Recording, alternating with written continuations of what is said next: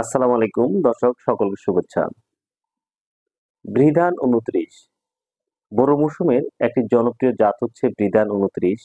বৃধান ২৯ দীর্ঘদিন মাঠে থাকার কারণে বিভিন্ন রোগবালাই এবং পোকামাকড়ের আক্রমণের যে প্রতিরোধ ক্ষমতা এটা কমে যাওয়াতে বৃধান ২৯-এ বিভিন্ন ধরনের রোগবালাই এবং পোকামাকড় দেখা যাচ্ছে। বৃধান ২৯ জনপ্রিয়তা পাওয়ার মূল কারণ হচ্ছে এর অ্যামাইলেজ কন্টেন্ট, অর্থাৎ এর অ্যামাইলেজ বেশি থাকার কারণে ভাতগুলো জর্জরে থাকে এবং সহজে আটা হয় না, এবং আজকে রান্না করলে পরের দিন পান্তা ভাত খাওয়া যায়। আহ এই জন্য বৃধান ২৯ খুবই জনপ্রিয়তা পায়। পাশাপাশি বৃধান ২৯-এর ফলন প্রায় হাইব্রিড ধানের মতো ফলন দিয়ে থাকে। তো আমরা আজকে ভিডিওতে আলোচনা করব বৃধান ২৯-এর পরিবর্তে রিপ্লেসমেন্ট হিসেবে আধুনিক যে জাতগুলো এসেছে, এই জাতগুলো আমরা কোন কোন জাতগুলো আবাদ করতে পারি। প্রথমে আসে বৃধান ৮৯। এই ধানের জীবনকাল বৃধান ২৯ থেকে ৫ দিন কম, প্রায় ১৫০ থেকে ১৫৫ দিনের মধ্যেই এই ধান কর্তন করা যায়। এর ফলন বৃধান ২৯-এর চাইতে কিছুটা বেশি, বিঘায় প্রায়, যদি উপযুক্ত পরিচর্যা পায় এবং আবহাওয়া ভালো পায়, তাহলে প্রায় ৩০ থেকে ৩৩ মণ পর্যন্ত বিঘায় ফলন দিয়ে থাকে। এই ধানের চাল অনেকটাই ২৯-এর মতোই। উচ্চ ফলনশীল জাতগুলোর মধ্যে সবচেয়ে বেশি ফলন হয়ে থাকে ৮৯-তে। এরপরে যে জাতটি আসে সেটি হচ্ছে বৃধান ৯২। এই ধানের জীবনকাল ১৫০ থেকে ১৫৫ দিন, চাল ২৯-এর মতোই। তবে ৮৯ থেকে ৯২ একটা ভালো বৈশিষ্ট্য হচ্ছে এটা ৮৯ থেকে কিছুটা লম্বা, এবং যখন ধানের শেষ স্টেজগুলো আসে, অর্থাৎ পিআই স্টেজ থেকে, ধানের পিআই স্টেজ থেকে ক্ষীর অবস্থা পর্যন্ত অনেক সময় পানির ক্রাইসিস থাকে। এই পানির ক্রাইসিস বা পানির যে স্বল্পতা থাকে সেখানেও এই ধান সার্ভাইভ করতে পারে।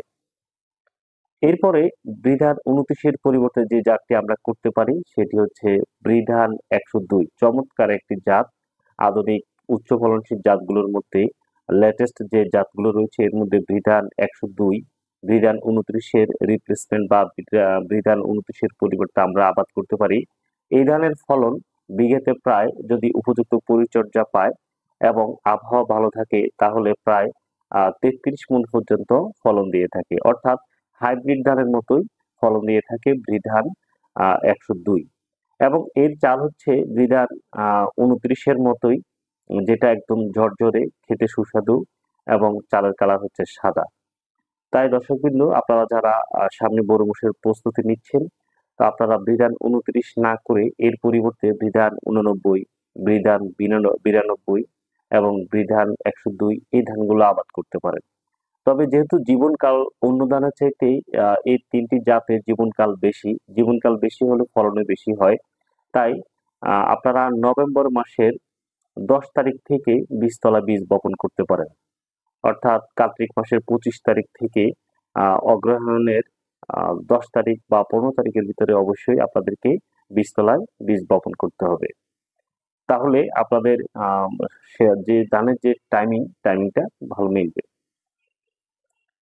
তবে একটি বিষয় অবশ্যই খেয়াল রাখতে হবে, যেহেতু উফশী জাত বা চিকন যে কোনো জাতি ব্লাস্টের একটু প্রবণতা থাকে, তাই ধানের পিআই স্টেজে যথেষ্ট পরিমাণ পানি রাখতে হবে, এবং পিআই স্টেজ থেকে ফ্লাওয়ারিং এর আগ পর্যন্ত ছত্রাক প্রতিরোধী একটি ছত্রাকনাশক ২ বার স্প্রে করলে ব্লাস্ট রোগ থেকে এই ধানকে সুরক্ষিত রাখা যায়।